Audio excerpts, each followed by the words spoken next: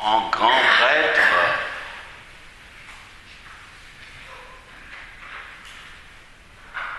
pas forcément selon le modèle de prêtre de l'Ancien Testament, Jésus fut un rassembleur des hommes, des femmes, des enfants, de toutes les conditions.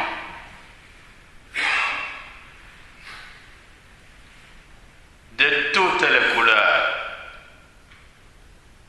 Les conditions, je dis conditions sociales, mais aussi, quel que soit leur état de santé, les plus faibles comme les plus forts, les plus vigoureux, parmi les êtres humains de sa communauté ou de son époque.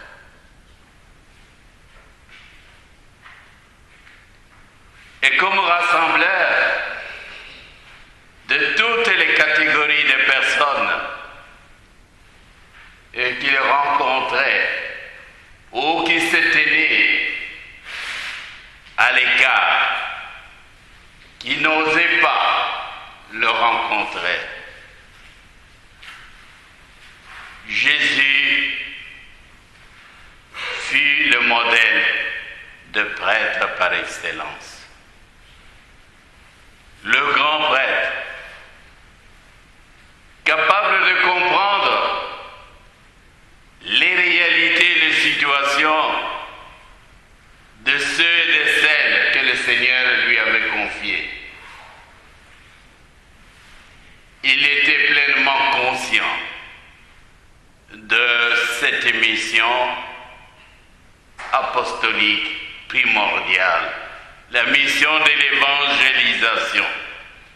Et il a privilégié, ou il avait une préférence,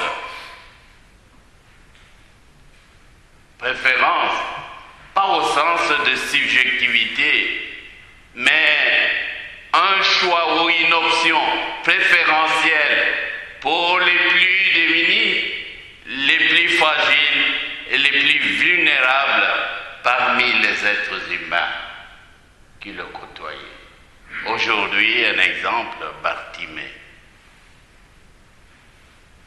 Qui est Bartimée, fils de Timée, un aveugle né. C'est un des plus beaux textes de l'Évangile. Un aveugle né. Si vous voulez comprendre un courant de théologie qui était en vogue, à la mode il y a quelques années, la théologie des libérations.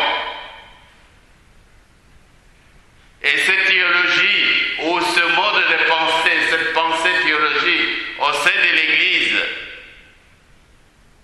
qui avait beaucoup de partisans parmi les évêques et les prêtres de l'Amérique latine, mettait l'accent sur le choix, l'option préférentielle de Jésus-Christ pour les plus démunis. Est-ce que vous avez un membre de famille qui a perdu la vie?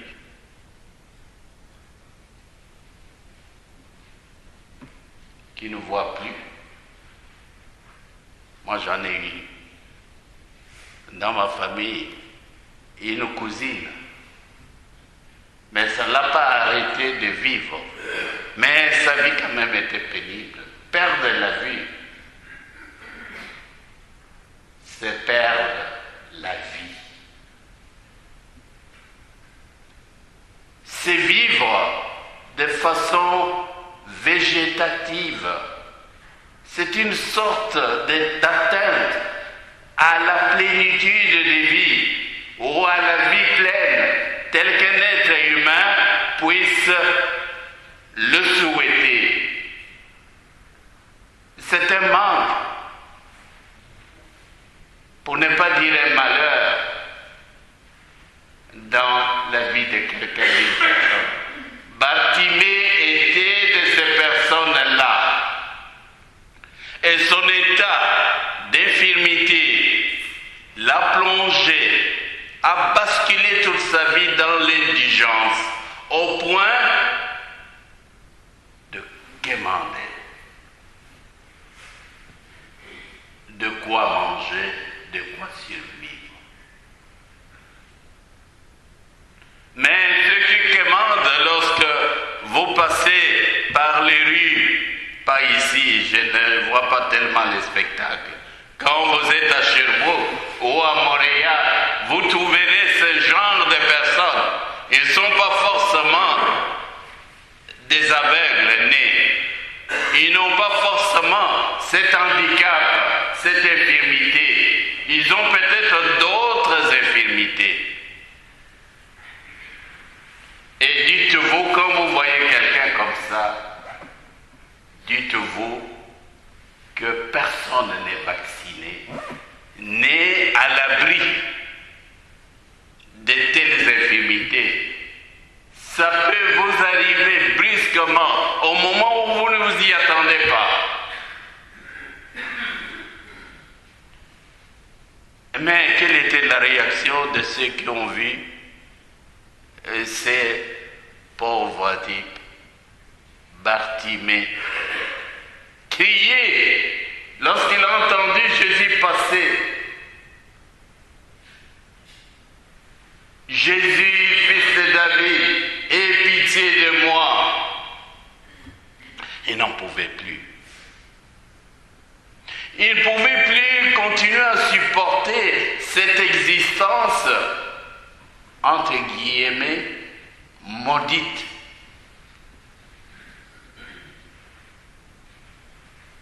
Ce n'était pas un plaisir de vivre de cette manière-là, y végéter. Et voilà pourquoi il crie au secours. En direction de Jésus, en qui il a reconnu son sauveur, son libérateur. Et observez la réaction des gens.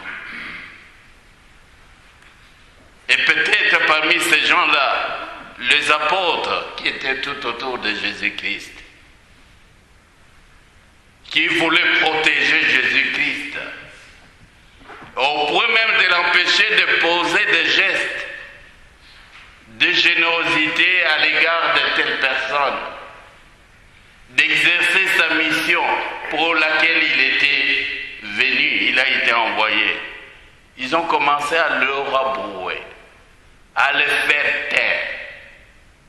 Non, Jésus a tout de suite mis un terme à ce comportement. Appelez-les. Que veux-tu que je fasse pour toi?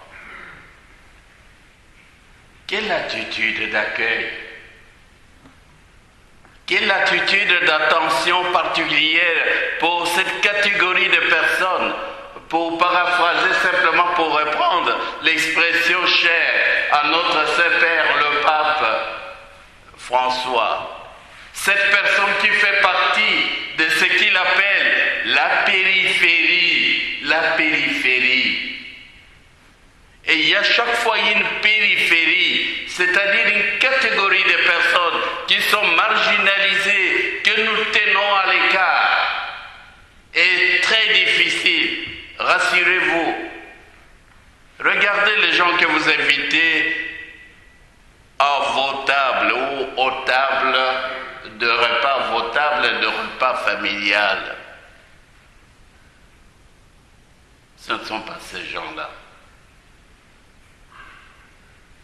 Encore moins, peut-être par hasard, on peut en trouver un, comme j'en ai trouvé un à notre souper de spaghettis, dans la salle communautaire, multifonctionnelle.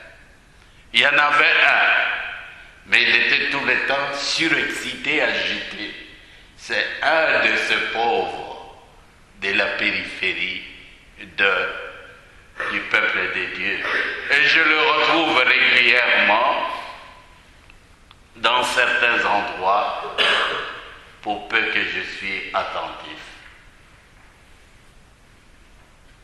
Et même au resto, Ils y vont de temps en temps avec le peu de moyens qu'ils ont, parfois.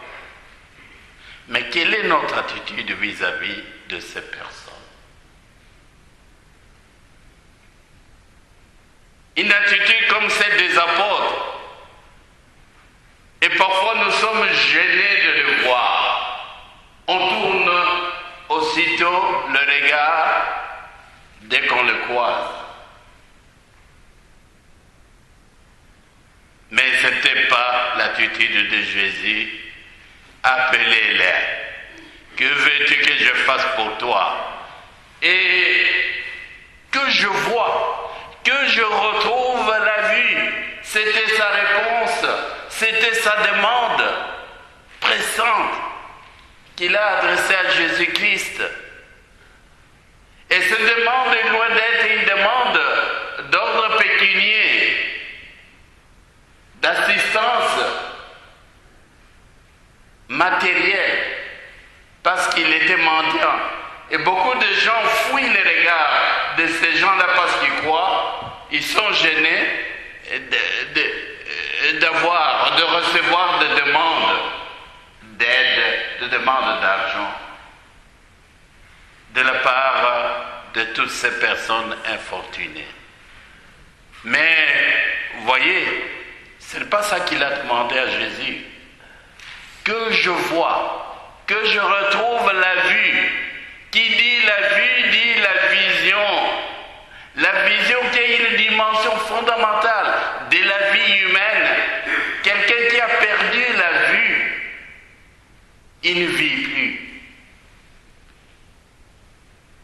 Pour cet aveugle, il a demandé la vie en droit, que Jésus l'aide à recouvrer son droit à la dignité, à la reconnaissance d'un être humain, d'une créature, d'un être humain créé par Dieu à son image. Voilà.